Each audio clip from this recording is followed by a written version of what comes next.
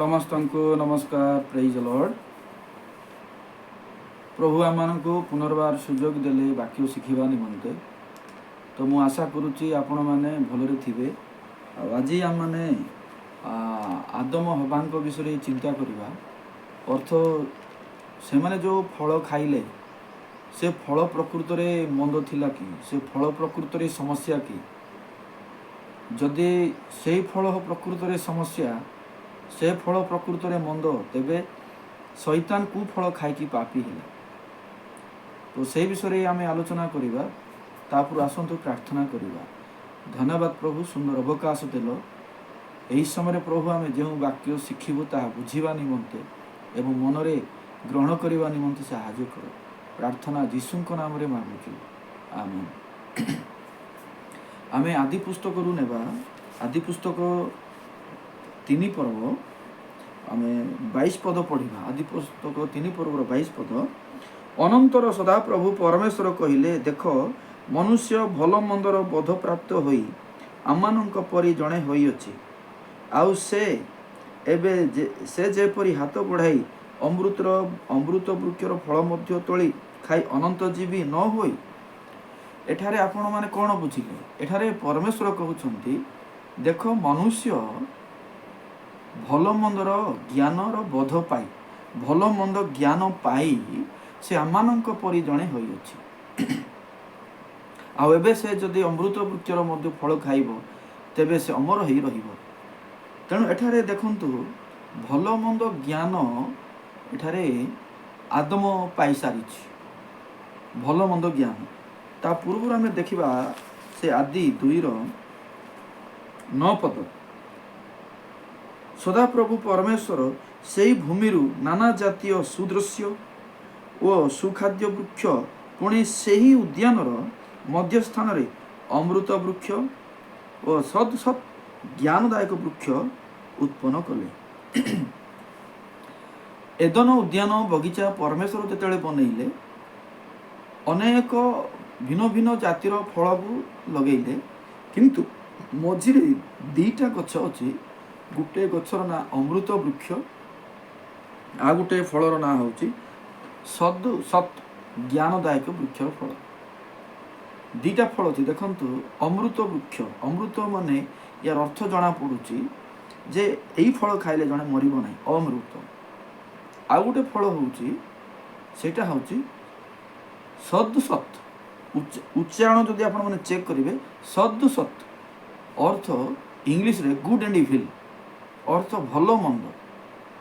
तेणु मझिरे भल मंद गछ गोटे आ अमृत वृक्षर गछ गोटे रही अछि। तेणु परमेश्वर सबू उद्यानर सबू वृक्षर फल खाइबा पई फ्री रे आदेश दैछंती, किंतु ए 2टा फल विषय किछिटा गोटे संकेत कहिछंती। आपण 2:16 देखंतु। सदाप्रभु परमेश्वर सही मनुष्य को आज्ञा दे कहिले, तुम्हें उद्यानर समस्त वृक्षर फल स्वच्छंदरे खाई भोजन करिवो। बोले समस्त वृक्षर फल ए मझिरे 2टा गछ रहिला ताकू छाड़ी दे जेतकी फल अछि तुम्हें स्वच्छंदरे निज इच्छा रे तुम्हें खाइबो। मते पचारिबा आवश्यक नाही, तुम्हें फ्री रे खाई पारिबो। तमर जेतेबेले इच्छा जेतेबेले भोक होउचे तुम्हें खाई पारिबो। किंतु 17 पद कहिले जे मात्र सत सत ज्ञानदायक वृक्षर फल भोजन करिबो नाही, जेहेतु जेहु दिन ताहा खाइबो सेही दिन नितांत मरिबो। तेणु मझिरे थिबा फल केबे खाइबो नाही। जदि तुमे खाइबो सेही दिन नितांत मरिबो। देखंतु आपण माने चिंता करंतु, बगीचार मझिरे 2टी गछ अछि। गोटे अमृत वृक्ष ता माने अमर गछ, अमर हबो से फल खाइले। आ गोटे होची सद सत अर्थ भल मंद, गुड एंड इविल। से गछ सब वृक्षर परमेश्वर फल को स्वच्छंदरे खाई पारिबो, फ्री रे खाओ बोली कहिले। किंतु मझिरे जोटा अछि तुमे केबे खाइबो नाही, खाइले तुमे मरि जिवो बोली कहिले। किंतु 3 पर्व रे जेतेबेले शैतान आसी से मन को खुआए खाइला परे परमेश्वर 3:22 रे कहंती जे परमेश्वर से मन को देखि कहउचंती कि मनुष्य सेई फल खाई भल मंद ज्ञान पाई आमानंक परि जणे होइछि। टिके चिंता करंतु, ଆଦମ ହବା ଫଳ ଖାଇ ମରିଛନ୍ତି କି?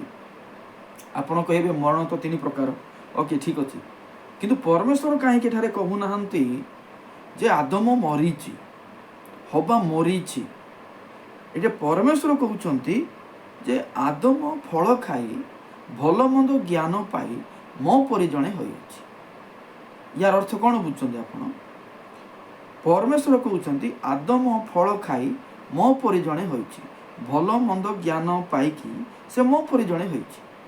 ତ ଏଥିରୁ ପ୍ରମାଣିତ ହେଉଛି କି ଆଦମ ପରମେଶ୍ୱରଙ୍କର ପରି, ଦେଖନ୍ତୁ କାହା ପରି? ପରମେଶ୍ୱରଙ୍କର ପରି ଭଲ ମନ୍ଦ ଜ୍ଞାନର ଅଧିକାରୀ ହେଇଛି। ତେଣୁ ଅନ୍ୟ ଦୃଷ୍ଟିରୁ ଯଦି ଆମେ କହିବା, ତାମାନେ ପରମେଶ୍ୱରଙ୍କର ଭଲ ମନ୍ଦ ଜ୍ଞାନ ଅଛି। କାହିଁକି? ପରମେଶ୍ୱର ନିଜେ କହୁଛନ୍ତି ମନୁଷ୍ୟ ଭଲ ମନ୍ଦ ଜ୍ଞାନ ପାଇ ମୋ ପରି ଜଣେ ହୋଇଛି। ୟାର ଅର୍ଥ କ'ଣ? ପରମେଶ୍ୱରଙ୍କ ଠାରେ ମଧ୍ୟ ଭଲ ମନ୍ଦ ଜ୍ଞାନ ଅଛି। ତ ଯେତେବେଳେ ସେ ଫଳ ଖାଇଛନ୍ତି, ଆଦମ ହବା ମଧ୍ୟ ଫଳ ଖାଇବା ଦ୍ୱାରା ଭଲ ମନ୍ଦ ଜ୍ଞାନର ଅଧିକାରୀ ହେଇଛନ୍ତି। ତେଣୁ ଏଠିରୁ ବାରି ହେଉଛି ବା ଜାଣି ହେଉଛି କି ଭଲ ମନ୍ଦ ଫଳ, ଭଲ ମନ୍ଦ ଜ୍ଞାନ ପ୍ରକୃତରେ ସମସ୍ୟା ନୁହେଁ। କାହିଁକି? ଭଲ ମନ୍ଦ ଜ୍ଞାନ ହେଉଛି ପରମେଶ୍ୱରଙ୍କର। ପରମେଶ୍ୱରଙ୍କର ପାଖରେ ମଧ୍ୟ ଭଲ ମନ୍ଦ ଜ୍ଞାନ ଅଛି। ତେଣୁ ଭଲ ମନ୍ଦ ଜ୍ଞାନ ପାଇବାଟା ପାପ ନାହିଁ। ତେବେ ସମସ୍ୟା କ'ଣ? ଭଲ ମନ୍ଦ ଜ୍ଞାନ ପାଇବାଟା ପ୍ରକୃତରେ ରହସ୍ୟ କ'ଣ?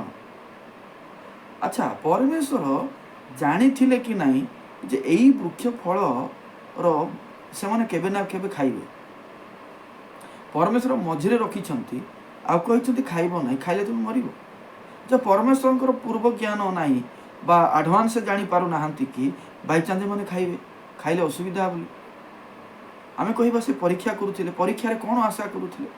ଯଦି ସେମାନେ ଖାଇନଥାନ୍ତେ କ'ଣ ହେଇଥାନ୍ତା? ସେ ଫଳ ରଖିବାର ରହସ୍ୟ କ'ଣ? ଉଦ୍ଦେଶ୍ୟ କ'ଣ? ଏମିତି ରଖାଯାଇଥିଲା। ତ ଯେତେବେଳେ ଆମେ ହୋଲ୍ ବାଇବେଲକୁ ଆଲୋଚନା କରିବା, ଦେଖନ୍ତୁ ପ୍ରଥମତଃ ଜଣାପଡ଼ୁଛି କି ଭଲ ମନ୍ଦ ଜ୍ଞାନ ପାଇବାଟା ସମସ୍ୟା ନାହିଁ, କାରଣ ଏହା ପରମେଶ୍ୱରଙ୍କ ମଧ୍ୟରେ ମଧ୍ୟ ଅଛି। ପରମେଶ୍ୱର ଭଲ ମନ୍ଦ ଜ୍ଞାନର ଅଧିକାରୀ ଅଟନ୍ତି। ତେଣୁ ଭଲ ମନ୍ଦ ଜ୍ଞାନ ପାଇବାଟା ସମସ୍ୟା ନାହିଁ। ତେବେ 3:5 ଦେଖନ୍ତୁ, ଆଦି 3:5, ବରଞ୍ଚ ପରମେଶ୍ୱର ଜାଣନ୍ତି ତୁମ୍ଭେମାନେ ଯେଉଁ ଦିନ ତାହା ଖାଇବ, ସେହିଦିନ ତୁମମାନଙ୍କର ଚକ୍ଷୁ ପ୍ରସନ୍ନ ହେବ, ତହିଁରେ ତୁମ୍ଭେମାନେ ପରମେଶ୍ୱରଙ୍କ ପରି ଭଲ ଓ ମନ୍ଦର ଜ୍ଞାନ ପାଇବ। ପରମେଶ୍ୱରଙ୍କ ପରି ଭଲ ମନ୍ଦ ଜ୍ଞାନ ପାଇବ। ଏ କଥା କିଏ କହିଲା? ଏଇ କଥା ଶୈତାନ ଆଦମ ହବାକୁ କହୁଛି। ତୁମେ ଯଦି ସେ ଫଳ ଖାଇବ, ପ୍ରଭୁ ତୁମକୁ ମନା କରିନାହାନ୍ତି, ସେ ଫଳ ଖାଇବା ପାଇଁ ହିଁ ରଖିଛନ୍ତି। କିନ୍ତୁ ତୁମେ ଯଦି ଖାଇବ, ତୁମେ ମରିବ ନାହିଁ, ବରଂ କ'ଣ ହେବ? ପରମେଶ୍ୱର ଜାଣନ୍ତି, ପରମେଶ୍ୱର ଜାଣିଛନ୍ତି ତୁମେ ଖାଇଲେ ତାଙ୍କ ପରି ଭଲ ମନ୍ଦ ଜ୍ଞାନର ଅଧିକାରୀ ହେବ। ଦେଖନ୍ତୁ, ଆପଣମାନେ ଭଲରେ ଚିନ୍ତା କରନ୍ତୁ, ଏଠାରେ ଶୈତାନ ସତ କହୁଛି ନା ମିଛ କହୁଛି? ପରମେଶ୍ୱର ଜାଣନ୍ତି ଯଦି ତୁମେ ସେଇ ଫଳ ଖାଇବ, ତୁମେ ପରମେଶ୍ୱରଙ୍କ ପରି ଭଲ ମନ୍ଦ ଜ୍ଞାନର ଅଧିକାରୀ ହେବ। ତାର ଅର୍ଥ ଏଠାରେ ଶୈତାନ ସତ କହୁଛି। ଶୈତାନ କ'ଣ ସତ କହୁଛି? ଭଲ ମନ୍ଦ ଜ୍ଞାନ ପାଇବାଟା ପରମେଶ୍ୱର ଜାଣନ୍ତି, ଆଉ ପରମେଶ୍ୱର ଜାଣିକି ରଖିଛନ୍ତି। ଏଇ ଭଲ ମନ୍ଦ ଜ୍ଞାନର ଫଳ ମନୁଷ୍ୟ ଖାଇବା ଦରକାର। କାହିଁକି? ଭଲ ମନ୍ଦ ଜ୍ଞାନ ଦ୍ୱାରା ହିଁ ଜଣେ ଠିକ୍ରେ ବଞ୍ଚିପାରିବ। ଯେଣୁ ଭଲ ମନ୍ଦ ଜ୍ଞାନ ଗୋଟେ ସମସ୍ୟା ନାହିଁ। ଭଲ ମନ୍ଦ ଜ୍ଞାନ ଦ୍ୱାରା ହିଁ ଜଣେ ଏଇଟା ଭଲ, ଏଇଟା ଖରାପ, ମୁଁ ଏଇଟା ଯିବି ନାହିଁ, ଏଇଟା କରିବି ନାହିଁ ଜାଣିପାରିବ। ତେଣୁ ପରମେଶ୍ୱରଙ୍କର ଯୋଜନା ଭିତରେ ଆମେ ଦେଖୁଛୁ ଯେ ପରମେଶ୍ୱର ଚାହୁଁଛନ୍ତି ଆଦମ ହବା ଭଲ ମନ୍ଦ ଜ୍ଞାନର ଅଧିକାରୀ ହୁଅନ୍ତୁ। ତେଣୁ ସେଇ ଉଦ୍ଦେଶ୍ୟରେ ସେ ଫଳ ରଖିଛନ୍ତି। ଆଗାମୀ ଦିନରେ ସେ ଦେଇଥାନ୍ତେ, ଦେବାର ଯୋଜନା ସେ ରଖିଛନ୍ତି। କାହିଁକି? ପରମେଶ୍ୱର ଚାହାନ୍ତି ଯେ ସମସ୍ତ ଈଶ୍ୱରଙ୍କର ଲୋକମାନେ ଭଲ ମନ୍ଦ ବୋଧ ପାଆନ୍ତୁ, ଜାଣିପାରନ୍ତୁ। ବ୍ୟବସ୍ଥା ଯେଉଁ ଏଥିପାଇଁ ଦେଲେ, ବ୍ୟବସ୍ଥା କ'ଣ କରିବ? ଭଲ ମନ୍ଦର ଜ୍ଞାନ ଦେବ। ସେ ବାକ୍ୟ କହେ ଯେ ବ୍ୟବସ୍ଥାର କ୍ରିୟାକର୍ମ ଦ୍ୱାରା କୌଣସି ମନୁଷ୍ୟ ଧାର୍ମିକ ଗଣିତ ହେବ ନାହିଁ। ଯେହେତୁ ଏଥିରେ ପାପର ଜ୍ଞାନ ଜନ୍ମେ, ଅର୍ଥ ଭଲ ମନ୍ଦ ଜ୍ଞାନ ଜନ୍ମିବ। ଭୁଲ କ'ଣ ଜାଣିପାରିବେ କ'ଣ ବ୍ୟବସ୍ଥା ଦ୍ୱାରା। ତେଣୁ ଇସ୍ରାଏଲ ଲୋକମାନଙ୍କୁ ଯେତେବେଳେ ପରମେଶ୍ୱର ବ୍ୟବସ୍ଥା ଦେଲେ ସେ ବ୍ୟବସ୍ଥା ଦ୍ୱାରା ଚାହୁଁଛନ୍ତି ସେମାନେ ଫରକ କରିପାରନ୍ତି କେଉଁଟା ଭଲ କେଉଁଟା ମନ୍ଦ। ତେଣୁ ଭଲ ମନ୍ଦ ଜ୍ଞାନ ସମସ୍ୟା ନାହିଁ, ପରମେଶ୍ୱର ଚାହୁଁଛନ୍ତି ଦେବା ପାଇଁ। ଆମେ କେତେଟା ରେଫରେନ୍ସ ନେବା ଭଲ ମନ୍ଦ ଜ୍ଞାନ ପ୍ରକୃତରେ ସମସ୍ୟା କି ନୁହେଁ। ଆମେ ପ୍ରଥମ ସାମୁଏଲ ଦ୍ୱିତୀୟ ସାମୁଏଲ 14 ପର୍ବ 14:7। ଏବେ ଦେଖନ୍ତୁ ସମୁଦାୟ ଗୋଷ୍ଠୀ ଆପଣଙ୍କ ଦାସୀ ବିରୁଦ୍ଧରେ ଉଠିଅଛନ୍ତି। ପ୍ରଥମ ସାମୁଏଲ 14:7 ଉଠିଅଛନ୍ତି। ଆପଣ ଭାଇକି ଯେ ମରିଲା ତାକୁ ସମର୍ପଣ କର, ତହିଁରେ ତାହାଙ୍କ ହତ ଭାଇର ପ୍ରାଣ ବଦଳେ ନାହିଁ। ଆକ୍ଚୁଆଲିଟା ହେଲା ନାହିଁ। 19ର ଦେଖିବା ଆମେ ଟିକେ।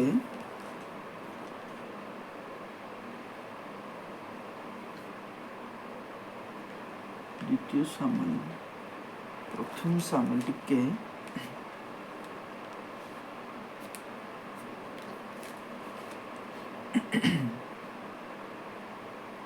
ରେଫରେନ୍ସ ବୋଧେ ଏଇଟା ମୁଁ ଜାଣିବାରେ ଗଲତ କାଢ଼ିଦେଲି। ଆଉ ଗୋଟେ କାଢ଼ିବା ଆମେ ପ୍ରଥମ ରାଜାବଳୀ 3 ପର୍ବ। ପ୍ରଥମ ରାଜାବଳୀ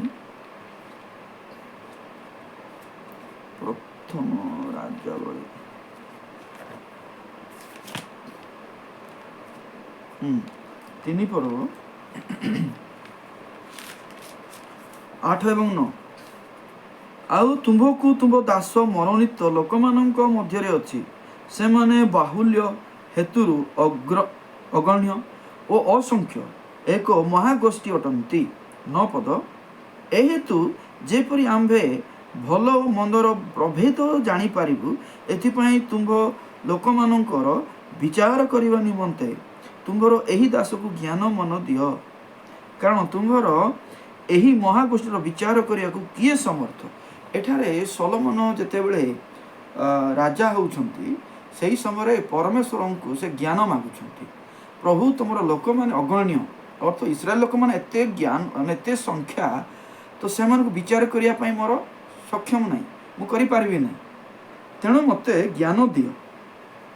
କେଉଁ ଜ୍ଞାନ ଦିଅ ଲେଖା ଅଛି? ଭଲ ଓ ମନ୍ଦର ପ୍ରଭେଦ ଜାଣିବା ପାଇଁ। ଭଲ ଓ ମନ୍ଦର ପ୍ରଭେଦ ଜାଣିବା ପାଇଁ ମୋତେ ଜ୍ଞାନ ଦିଅ। ଭଲ ମନ୍ଦ ଦ୍ୱାରା ଭଲ ମନ୍ଦ ମୁଁ ଜାଣିପାରିଲେ ସେମାନଙ୍କୁ ମୁଁ ବିଚାର କରିପାରିବି, ଠିକ୍ରେ କଢ଼େଇ ପାରିବି ବୋଲି ଜ୍ଞାନୀ ସଲୋମନ ଏଠାରେ ପ୍ରାର୍ଥନା କରନ୍ତି। ତ ମୁଁ ଆପଣମାନଙ୍କୁ କହିବାକୁ ଚାହେଁ, ପରମେଶ୍ୱର ତଳପଦକୁ ଦେଖିବା। ପରମେଶ୍ୱର ଖୁସି ହେଲେ ସଲୋମନଙ୍କ ଉପରେ, ଯାହା ହଉ ତୁମେ ଧନ ସମ୍ପତ୍ତି ମାଗିଲ ନାହିଁ, ତୁମେ ଜ୍ଞାନ ମାଗିଲ କହିକି ଭଲ ମନ୍ଦ ଜ୍ଞାନ ତାଙ୍କୁ ଦେଲେ। ତ ଭଲ ମନ୍ଦ ଜ୍ଞାନ ଦେଲେ, ଯଦି ଭଲ ମନ୍ଦ ଜ୍ଞାନ ଯଦି ଖରାପ କାହିଁକି ଦେଲେ? ସେଥିପାଇଁ ଆପଣମାନେ ସ୍ପଷ୍ଟ ହୁଅନ୍ତୁ, ଭଲ ମନ୍ଦ ଜ୍ଞାନ ଗୋଟେ ପାପ ନୁହେଁ। ତେବେ ଆଦମ ହବା ଯେଉଁ ଭଲ ମନ୍ଦ ଜ୍ଞାନ ପାଇଲେ ସେମାନେ କ'ଣ ପାପୀ ହେଲେ? ଆପଣମାନେ ନିଜେ ଚିନ୍ତା କରନ୍ତୁ, ଯେତେବେଳେ ଆଦମ ହବା ଫଳ ଖାଇଛନ୍ତି, ପରମେଶ୍ୱର ଯେତେବେଳେ ସେମାନଙ୍କୁ ଭେଟିବା ପାଇଁ ଆସନ୍ତି, ପରମେଶ୍ୱର କହନ୍ତି କି ସେମାନେ ପାପ କଲେ ବୋଲି କହନ୍ତି? ଆପଣମାନେ 3 ପର୍ବରେ ଯଦି ଦେଖିବେ ପଢ଼ିବେ, ପରମେଶ୍ୱର ସେମାନଙ୍କୁ ଡାକୁଛନ୍ତି, ଆଦମ ତୁମେ କେଉଁଠାରେ? 3ର ଯଦି ଆପଣମାନେ ଦେଖିବେ 9 ପଦ। ତହିଁରେ ସଦାପ୍ରଭୁ ପରମେଶ୍ୱର ଆଦମଙ୍କୁ ଡାକି କହିଲେ, ତୁମେ କେଉଁଠାରେ? ସେ ଉତ୍ତର ଦେଲା, ମୁଁ ଉଦ୍ୟାନ ମଧ୍ୟରେ ତୁମ ରବ ଶୁଣି ଆପଣା ଉଲଙ୍ଗତା ସକାଶେ ଭୀତ ହେଇ ଲୁଚିଲେ। ଆଚ୍ଛା, ପରମେଶ୍ୱରଙ୍କର କ'ଣ ଜ୍ଞାନ ନାହିଁ? ପରମେଶ୍ୱର ଡାକୁଛନ୍ତି, ଆରେ ଆଦମ ଆସ ବୋଲି। ସେମାନେ ଫଳ ଖାଇ ପରା ପାପୀ ହେଇଛନ୍ତି, ମରିଛନ୍ତି। କିନ୍ତୁ ପରମେଶ୍ୱର ଯେତେବେଳେ ଆସୁଛନ୍ତି, ସେମାନେ ପାପୀ ହେଇଛନ୍ତି, ମରିଛନ୍ତି, ଏମିତି ଡାକରା କରୁନାହାନ୍ତି। ବରଂ କୁଆଡ଼େ ଗଲ, କ'ଣ ହେଲା, ଆସ ବୋଲି କହୁଛନ୍ତି। ୟାର ଅର୍ଥ କ'ଣ? ସେ ଫଳ ଖାଇବା ଦ୍ୱାରା ସମସ୍ୟା ନାହିଁ। ପରମେଶ୍ୱର ବୋଧେ ସମସ୍ୟା ବୋଲି ଦେଖୁନାହାନ୍ତି। କିନ୍ତୁ ସମସ୍ୟା କ'ଣ ପାଇଁ ହେଲା? ଯଦି ସେ ଫଳ ଖାଇବା ଦ୍ୱାରା ସମସ୍ୟା ନୁହେଁ, କ'ଣ ପାଇଁ ସମସ୍ୟା ହେଲା? ଆପଣମାନେ ମନେ ରଖନ୍ତୁ, ଏଇ ଫଳ କିଏ ଦେଲା? ପରମେଶ୍ୱର ରଖିଥିଲେ, କିନ୍ତୁ ଦେଲା କିଏ? ସେ ହେଉଛି ଈଶ୍ୱର ବିରୋଧୀ ଶୈତାନ। ସେ ସତ କହିଲା, ତୁମେ ଖାଇବା ଦରକାର, ईश्वर जानती तुम्हें खाइले ईश्वर परी हेब भल मंद ज्ञान पाइब ईश्वर जानती ठीक अच्छे ईश्वर जानती तेज ईश्वर देवा कथा तो ईश्वर दिंतु ना तो तू कहीं दौर तेणु ये समस्या हूँ कौन से प्रकृत भल विष किए देला से भल विष जो परमेश्वर दे था समस्या नाला से विष को शैतान जेहेतु देती तो द्वारा से नष्ट है तो द्वारा से माने भय पाए देखो तो आपण मान गोटे विषय मुझे कहबी प्रेरित पुस्तक गोटे पढ़ा आम प्रेरित पुस्तक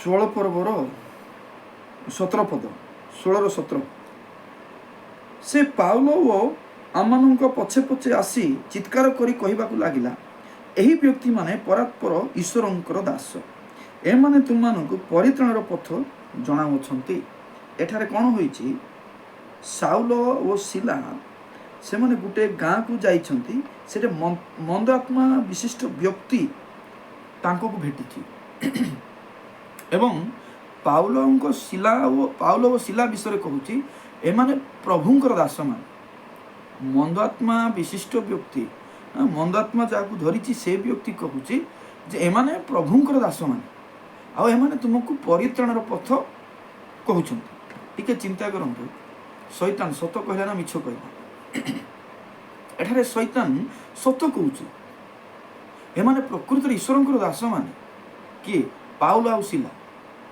एवं एमाने प्रकृत परित्राणर वाक्य प्रचार करती अनुग्रह वाक्य प्रचार करती तेणु ये जो साक्ष्य कहूँ तो ठीक कहूँ मैंने परमेश्वर दास मान आने परित्राणर पथ कहते तेरे पाउल कौन पर रागिबा दरकार थिला तल पद देखो 18 से अथ से मंदात्मा लोक से अनेक दिन पर्यंत यह कला किंतु पाउल विरक्त होई बुली पड़ी से आत्मा को कहले ताठारु बाहरी जीवाकू मु तोते जीशु ख्रीष्टन नाम रे आज्ञा देउछि से मुहूर्त रे बाहरी गला देखंतु पाउल विरक्त हेले लेखा अछि आ पाउल विरक्त होई कहले तो एही लोकटा तू बाहरी जाबी यार अर्थ कौन से मिछ कहला बोली पाउल रागिले कि आमे प्रभुंकर दास नहीं कि आमे प्रकृत परित्राण वाक्य कहूनु से रागिले कि नहीं से माने सत्तरे प्रभुंकर दास आ सत्तरे से माने परित्राण वाक्य प्रचार करूछंती किंतु एही माने प्रभुंकर दास बोली कहबा पई आ ये परित्राणर वाक्य शिखांती बोली साक्ष्य देवा लोक कि से होची शैतान तेणु सत जिनस भूल होची मिछ लोक द्वारा सत्य जिनस खराब होची भ्रष्ट लोक द्वारा तेणु से माने जदि भी ईश्वर दास जदि भी से परित्राण कथा कहती किंतु शैतान मुखर एटा स्वभाव पाऊनी तेणु पाउल विरक्त होइले लेखा ठीक सेमिति सत सत ज्ञानदायक वृक्षर फल खाइबा समस्या नहीं ईश्वर दे था किंतु केबे दे था सेटा आगु समय रही किंतु शैतान से मानू देला आगु देदेला तेणु यही फलटा भल करने परिवर्ते मंद प्रभाव देला भल मंद ज्ञान तो देला किंतु मंद प्रभाव देला आमे मरीगलु आमे ईश्वर ठारू एबे दूर को जीवा दरकार आमे सामने छिड़ा ही पारबो नहीं से प्रकार परमेश्वर कहूना से विवेक से मन नीति कहूँ कहीं कहूँ देला लोक पाखे से भय अच्छी देला लोक हूँ शैतान ता पाखे नर्क जीवार भय अच्छी प्रभु सम्मुखें से ठिया ही पारब ना से नर्क जीव से सब गुण शैतान पाखे अच्छी तेणु से जिते से फल को देती से गुणटा प्रवेश कर तेणु आपण मैंने देखु तो आदम हवा एठारे फल खाइबा पूर्व शैतान को खाई सारी शैतान को खाई माने कौन तांको रिसीव कर चिंता थॉट तेणु फल द्वारा से माने विपदग्रस्त होना शैतान द्वारा प्रकृति विपदग्रस्त होती फल प्रकृति उत्तम फल प्रकृति भल से भल मंद ज्ञान देव यहाँ परमेश्वर अच्छी तेणु परमेश्वर जिते था भल होता एवं आपण मैंने गोटे चिंता करूँ गोटे पितामाता पिला गोटे जिनस रखिंट टाइम अनुसार देवे केते भल टाइम पूर्व जदि पिला माने काढ़ी नियंती सेटा खराब बोली ग्रहण करा गोटे डिसिप्लिन नहीं श्रृंखला नहीं ठीक सेमती फल समस्या नहीं देला लोक द्वारा समस्या है कहीं से कहला हाँ से सत कहूँ कौन बोली कहूँ परमेश्वर जानती तुम्हें खाइले ईश्वर परी भल मंद ज्ञान पाइब ठीक अच्छे किंतु तुम्हें देवा उचित नहीं परमेश्वर देवा उचित किंतु से एइथिपाई देउची से लोक मान को निज आड़ को प्रेम करने बाहाना देखे नष्ट करुच्ची तेणु आपण मैंने मन रखु शैतान एबे भी मिछ कहीकि लोक मान को ठकिब नहीं से सत कहीकि ठकिब एबे परमेश्वर परी भल मंद ज्ञान पाइबाटा सत कथा किंतु ये कहला जोद्रा नष्ट है शैतान सब बेले सत कहीकि लोक मान को भ्रष्ट करे आपण मानकर मन थिबो जेतेबेले यीशु ख्रीष्ट 40 दिन उपवास करुथिले सेही समय शैतान आसला कौन बोली कहला तमे जदि ईश्वरंकर पुत्र तेबे पत्थर को रुटी करी खाई दियो कहीं टेंशन तमे डेई पड़ किसी असुविधा ना अच्छा आपण मैंने चिंता करंतु यीशु ईश्वरंकर पुत्र नथिले कि थिले तो पत्थर को कहीं रोटी कले कहीं से उच्च जगार तल को डेईले ना तेणु यीशु ईश्वरंकर पुत्र थिले किंतु एई कथा कहा द्वारा सभा पाइब किए कहले ठीक हम शैतान द्वारा ना तेणु शैतान सत कहूँ तुम ईश्वरंकर पुत्र तुम डेई पड़ कौन पाई आ डरुच प्रमाण कर किंतु जीशु केबे भी राजी हेले मु कहबाकू चाहूँगी आज वाक्य सत कथा कह जाए किंतु कहवा लोक किए से अनुसार आपण माने गणित हेबे कहीं अनेक आहत अल्प मनोनीत वाक्य अंध आ जन अंध को बाट कढ़े पारब नहीं सत कथा कहूले भी ठीक रेफरेन्स देउथिले भी ठीक पद पर्व काढ़ुले भी से जदि स्पष्ट ईश्वर योजना जानी नहीं स्वर्ग पृथ्वी नूतन स्वर्ग नूतन पृथ्वी स्वर्ग अनंत काल पृथ्वी अनंत काल स्वर्ग गोटे मंडली जीव पृथ्वी मंडली रही समस्त ज्ञान अनुग्रह सुसमाचार राज्य सुसमाचार इस्राएल मानकर आउ विजाति मानकर ये जो भिन्नता जदि जानी नहीं से लोक केतटा सत कथा कहले भी से आपण को अलग आड़ को नब कहीं क्लीयर ना तेणु सत कथा कहूँ लोक आज अन्य पथरे जाती मु सत कहवा भूल बोली कहूना कि सत कहवा लोक किए से इम्पोर्टाट तेणु एठारे शैतान सत कहला से ठीक अच्छे किंतु किए कहला शैतान कहला जो द्वारा आदम हवा परमेश्वर समकरू भ्रष्ट हेले विच्छिन्न हेले तेणु पाउल मध्य रागंती तेणु बाइबल रे सत विश्व सत लोक द्वारा सभा पाइब आपण मैंने आपण बुझी पारुथिबे कि नहीं जान नहीं वाक्य तो सत कहले ठीक अच्छे आ कौन आज्ञा देखंतु जड़े चोर जब चोरी करने को जीव भोजी भात जीव कि कौन सी गहली को जीव से केबे कहब ना मुझे चोरटा मु चोर कर तुमने जागृत हो केबे कहब ना बर विपरीत भाव में से भद्र आचरण कर दया कलापरी प्रेम कलापरी साहाଯ୍ୟ कलापरी कर तार उद्देश्य हूँ भिन्न तेणु लोक कहूँ से इम्पोर्टाट नुहे तार उद्देश्य हूँ इम्पोर्टाट से कहूँ से मुख्य नुहे को उद्देश्य नहीं कहूँ से मुख्य तेणु ये शैतान सत कहला से मुख्य हुए होना कहीं तार उद्देश्य हूँ भिन्न कहीं परमेश्वर देवा पूर्व मुझे भ्रष्ट करेंगे तेणु उद्देश्य हूँ मंद तेणु साधु पावलों विषय सेमती एमाने प्रभुंर दास पर जन कथा कहती से शैतान कहूँ ठीक कहूँ से मुख्य नुहे ये जगार तार उद्देश्य हूँ कौन उद्देश्य हूँ जे मु भी जानूची मु भल लोक तुम मत कहीं घृणा कर मत तुम कहीं बाहर कर